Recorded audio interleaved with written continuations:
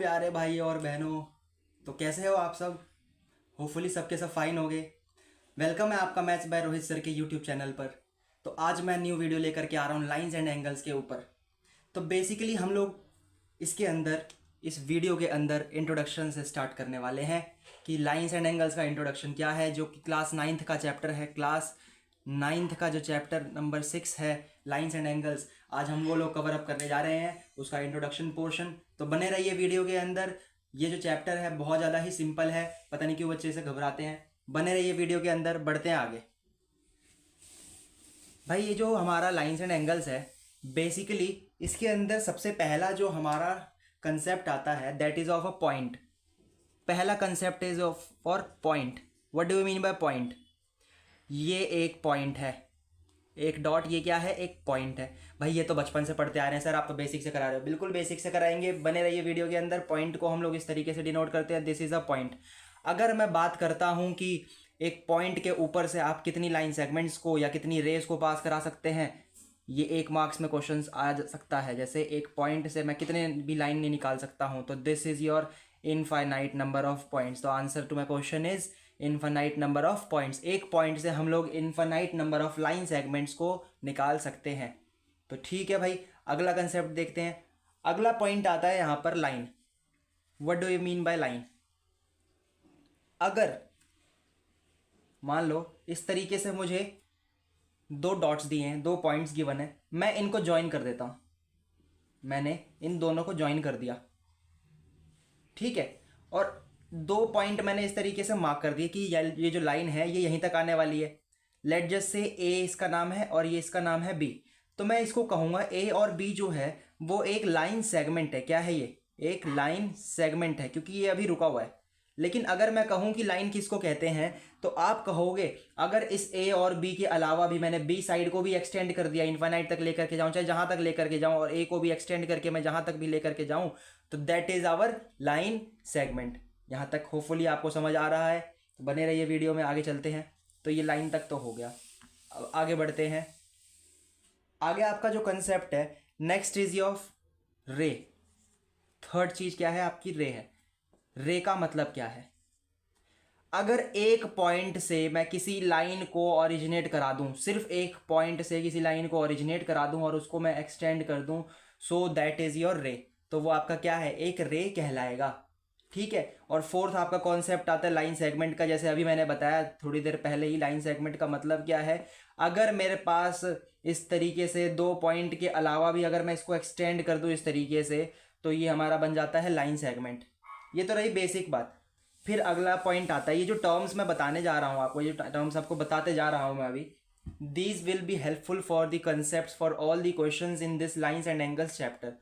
तो अगला आपका 5वां पॉइंट आता है collinear and non collinear points. What do we mean by collinear point? सबसे पहली बात मैं बात करता हूँ कॉलिनियर पॉइंट, फिर दूसरा आता है आपका नॉन कॉलिनियर पॉइंट्स। क्या है ये कॉलिनियर पॉइंट्स और नॉन कॉलिनियर पॉइंट्स? बेसिकली ये जो कॉलिनियर पॉइंट्स होता है, इसका मतलब होता है अगर एक स्ट्रेट लाइन के ऊपर 3 या 3 से ज्यादा, एक स्ट्रेट लाइन के ऊपर 3 या 3 से ज्यादा आपके पॉइंट्स हों, तो उस लाइन को हम कहेंगे कॉलिनियर लाइन, और उन पॉइंट्स को कहेंगे कॉलिनियर पॉइंट्स। ध्यान से समझना, कॉलिनियर पॉइंट्स, एक स्ट्रेट लाइन के ऊपर 3 या 3 से ज्यादा पॉइंट्स आ जाए तो वो कहलाएगा आपका कॉलिनियर पॉइंट्स। और अगर ऐसा है तो ये वाली लाइन सेगमेंट आपकी कहलाएगी कॉलिनियर लाइन सेगमेंट। बेसिकली अगला बात करते हैं हम लोग नॉन कॉलिनियर पॉइंट्स या फिर नॉन कॉलिनियर लाइंस के बारे में।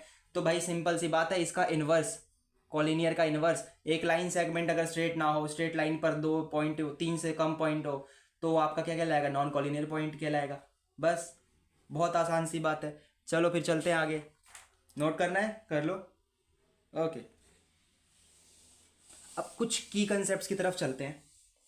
अब मैं बात करता हूं यहां पर एंगल के बारे में। ये तो हमने बात करी लाइंस के बारे में। अगला concept is your angles. Angles का मतलब क्या है? What do we mean by angles?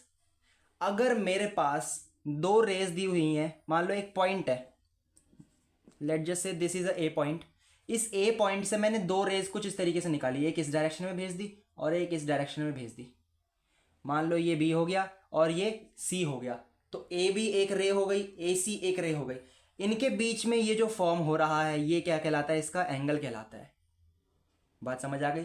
तो ये बेसिक सी चीज़ है, बचपन से पढ़ते आ रहे हैं लेकिन कोई ध्यान नहीं देता इस चीज़ों पर।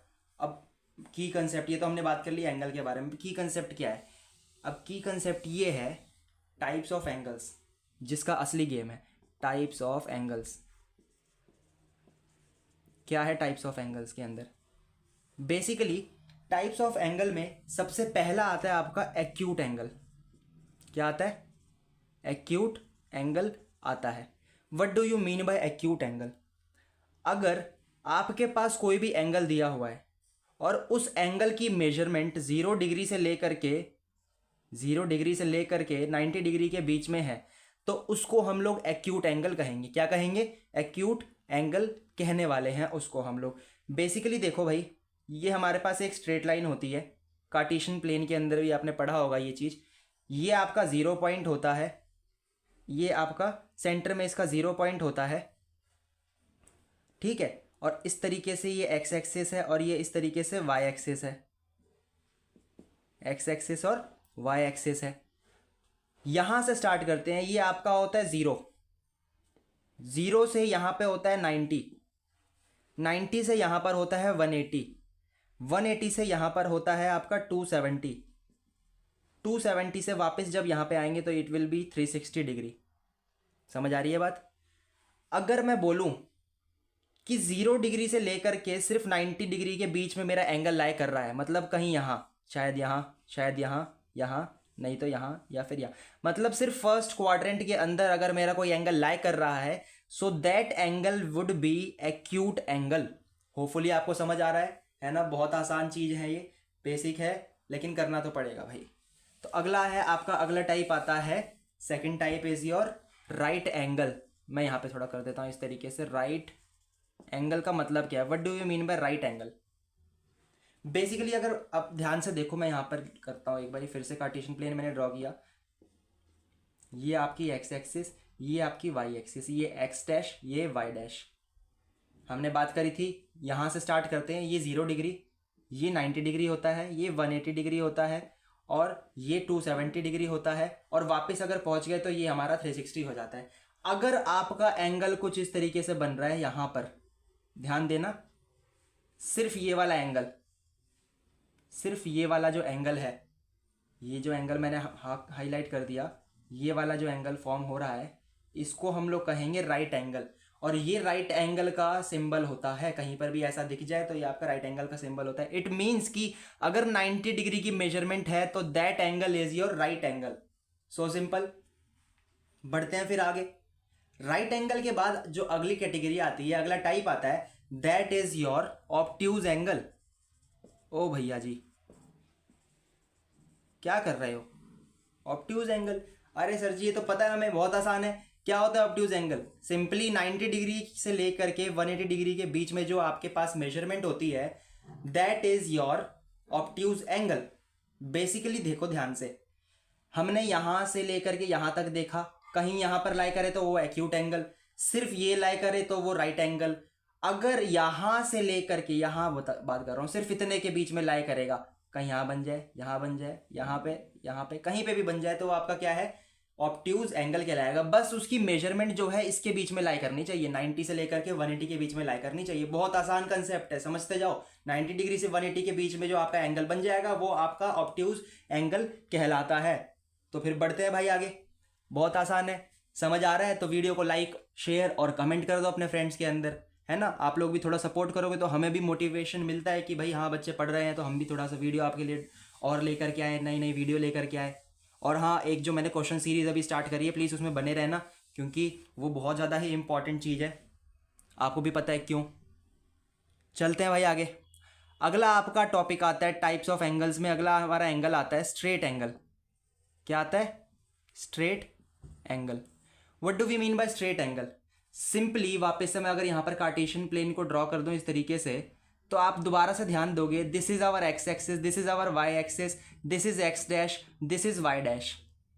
बेसिकली 0 यहाँ पे होता है, 90 डिग्री यहाँ पर होता है, और 180 डिग्री यहाँ पर होता है, 270 यहाँ पर होता है, and then is your 360 degree यहाँ पर एंड हो जाता है। अगर मैं बात करूँ 0 से 90, मैं रिपीट कर रहा हूँ, 0 से 90 के बीच में बनेगा वो आपका एक्यूट एंगल होगा। सिर्फ 90 डिग्री बनेगा वो आपका राइट एंगल होगा। अगर 90 से 180 के बीच में बनेगा तो वो आपका ऑब्ट्यूज एंगल होगा। और अगर सिर्फ 180 बनेगा, मतलब यहां से यहां तक सिर्फ ये वाला, अगर ये स्ट्रेट लाइन इस तरीके से फॉर्म होगी, अगर ये जो मैं हाईलाइट कर रहा हूं, अगर सिर्फ ये स्ट्रेट लाइन फॉर्म हुई तो इसको हम लोग कहेंगे क्या? स्ट्रेट एंगल कहेंगे, क्योंकि स्ट्रेट एंगल की जो मेजरमेंट होती है वो होती है 180 डिग्री। क्या होती है? 180 डिग्री। बढ़ते हैं अगले टॉपिक पे। अगला आता है आपका रिफ्लेक्स एंगल। क्या आता है? Reflex angle. सो सिंपल, साथ के साथ आप लोग नोट्स बनाते जाना प्लीज। रिफ्लेक्स एंगल का मतलब क्या है? रिफ्लेक्स एंगल का मतलब होता है अगर आपके पास कोई एंगल 180 डिग्री से लेकर के 360 डिग्री के बीच में बने तो वो आपका रिफ्लेक्स एंगल कहलाता है। सिंपली देखो भाई, यहां से यहां तक इसके बीच में कहीं पर भी बन जाए, ये आपका क्या कहलाएगा? रिफ्लेक्स एंगल कहलाएगा। रिफ्लेक्स क्यों कहलाएगा भाई? रिफ्लेक्शन ही तो है ऊपर। आप ध्यान से देखो, इसका रिफ्लेक्शन ही तो है ये वाला। ऊपर ये जो बना, इसकी रिफ्लेक्शन बोलूंगा तो क्या? इसकी रिफ्लेक्शन ये हुई, इसकी रिफ्लेक्शन ये इस तरफ हुई। मिरर इमेज देखते हो ना, शीशे में देखते हो ना खुद को। अब शीशे में खुद को जब देखोगे तो क्या उल्टे दिखते हो? तो वैसा ही ये भी है, रिफ्लेक्शन दिख रही है इसकी, उल्टी दिख रही है, मिरर इमेज दिख रही है। तो ये आपका रिफ्लेक्स एंगल कौन सा हुआ? 180 से लेकर के 360 के बीच वाला आपका रिफ्लेक्स एंगल होगा। चलो, होपफुली समझ आ रहा है। नोट करते जाओ, pause the video, note it down, 1 2 3। Okay, चलो भाई बढ़ते हैं आगे। अब बात ऐसी है, कैसी है सर जी? घर जैसी है यार, समझते जाओ, आसान है। अगला है आपका कंप्लीट एंगल। कंप्लीट एंगल का मतलब समझना बहुत आसान है। कार्टेशियन प्लेन नहीं ड्रॉ कर रहा मैं, जस्ट एक स्ट्रेट लाइन ड्रॉ कर रहा हूँ। Let just say this is A, this is B, और इसका सेंट्रल पॉइंट ओ मान लो। ठीक है, अभी हमने क्या देखा? अगर मेरा एंगल यहां से यहां कहीं फॉर्म होगा तो मेरा क्या होगा? 180 डिग्री, यानी स्ट्रेट एंगल होगा। अगर इसका अपोजिट बना, यहां से यहां तक बना, तो आपका क्या होगा? रिफ्लेक्स एंगल होगा। अगर मैंने रिफ्लेक्स और स्ट्रेट एंगल को ऐड कर दिया तो ये कंप्लीट रेवोल्यूशन हो गया। इस तरीके से कंप्लीट रेवोल्यूशन हो गया।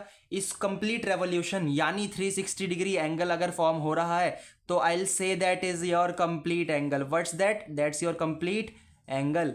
समझते जाओ कंसेप्ट को, बहुत आसान है, समझ आ गया?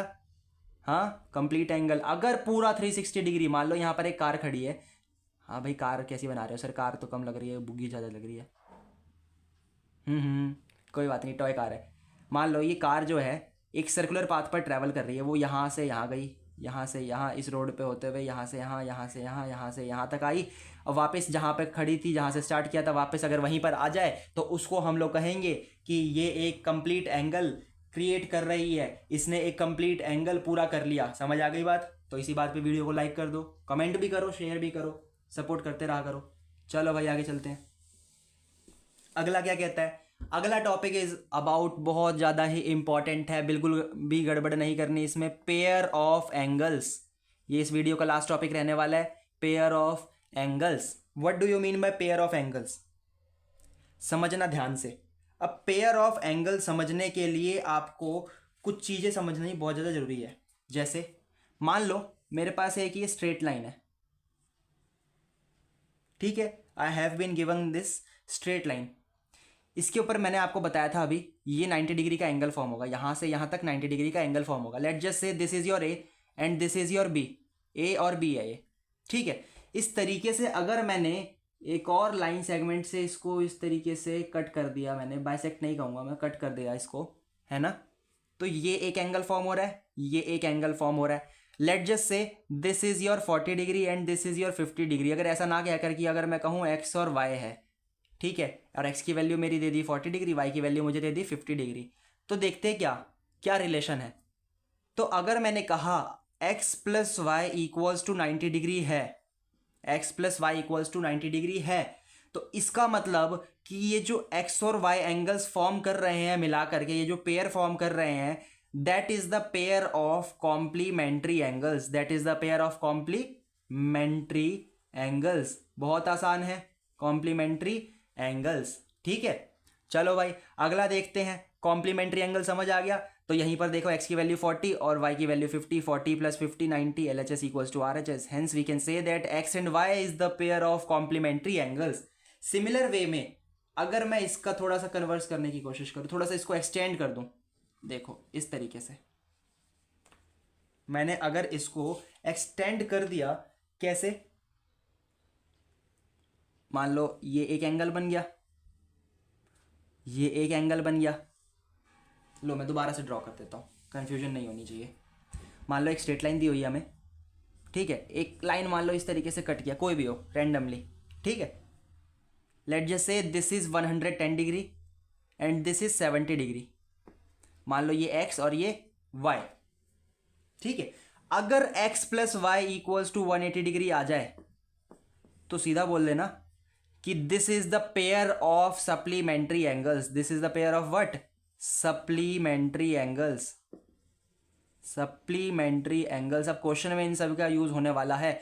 अगर x + y equals to 180 degree है, so this is the pair of supplementary angles. करके देख लो भाई, x की वैल्यू 110 और y की वैल्यू 70। 110 + 70 क्या है? 180 है। वो जस्ट एग्जांपल के लिए 110 और 70 रखा है मैंने। समझ में आया? अगर समझ में आ गया तो भाई बने रहो, पढ़ाई करते रहो। बढ़ते हैं आगे हम थोड़ा सा। अब इसके अंदर एक टॉपिक आता है आपका एडजेसेंट एंगल्स का। एक और पेयर है, पेयर ऑफ एंगल्स में एक और टॉपिक है। मान लो इस तरीके से दिया हुआ है मुझे कोई एंगल, ठीक है, ये लिखा है x, ये लिखा है y, मान लो एक और y मैंने दे दिया z यहाँ पर। तो I can say that x is adjacent to y and y is adjacent to z।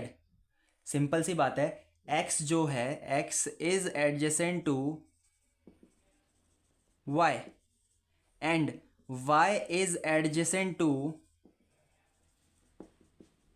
z। Simple सी बात है ना। एडजेसेंट का मतलब समझो। अब यहां पर ये जो एडजेसेंट वर्ड है, मैंने एडजेसेंट एंगल्स पढ़ा रहा हूं, जो एडजेसेंट एंगल्स, इसमें एडजेसेंट का मतलब क्या है? बेसिकली ये जो एडजेसेंट का मतलब होता है, आपके अड़ोस पड़ोस में होते हैं पड़ोसी, पड़ोसी एकदम चिपके हुए घर होता है ना। शहरों में आजकल तो यही होता है, चिपके हुए घर होते हैं, चिपके चिपके घर बने होते हैं। वैसे यहाँ पर ये चिपका हुआ घर है। मान लो एक घर ये रहा, एक घर ये रहा, ये आपका घर है, ये आपके दोस्त का घर है। सर जी दोस्त का तो बड़ा एरिया दे दिया, हमारा कम एरिया। अरे भैया जी एग्जाम्पल है, जस्ट टेक इट ग्रांटेड। ये x है और ये y है। x से चिपका हुआ जो एंगल होगा वो उसका एडजेसेंट एंगल हो। सिंपल सी बात है, x का जो चिपका हुआ एंगल होगा, बराबर में जो एंगल होगा, वो आपका एडजेसेंट होगा। मैं कहूँगा x is not adjacent to z, क्योंकि ये चिपके हुए नहीं है। x और y एडजेसेंट है, y की एडजेसेंट z है और x भी है। समझ में आई बात? This is the adjacent angle. So भाई वीडियो को यहीं तक रखते हैं, ठीक है। नेक्स्ट पार्ट के अंदर हम लोग लीनियर पेयर भी पढ़ेंगे, फिर relation between pair of angles वगैरह सब कुछ देखने वाले हैं। थ्योरम के थ्रू कराऊंगा मैं, फिर क्वेश्चंस पे भी आएंगे। तो बने रहो इस वीडियो के अंदर। अब ये जो चीज़ मैं बना रहा हूँ, ये वीडियो जो बनी हुई है, इस वीडियो के अंदर ये जो लाइन्स एंड एंगल्स का जो भी चल रहा है, ये सारा का सारा कंटेंट आपको एनसीईआरटी का मैं इसके अंदर कराने वाला हूँ। सो प्लीज़ सीरीज़ के अंदर बने रहो, तब तक पढ़ते रहो, स्टे हेल्दी। बने रहो वीडियो में मैथ्स बाय रोहित सर के यूट्यूब चैनल पर। मिलते हैं आपसे नेक्स्ट वीडियो में, तब तक के लिए जय श्री राम।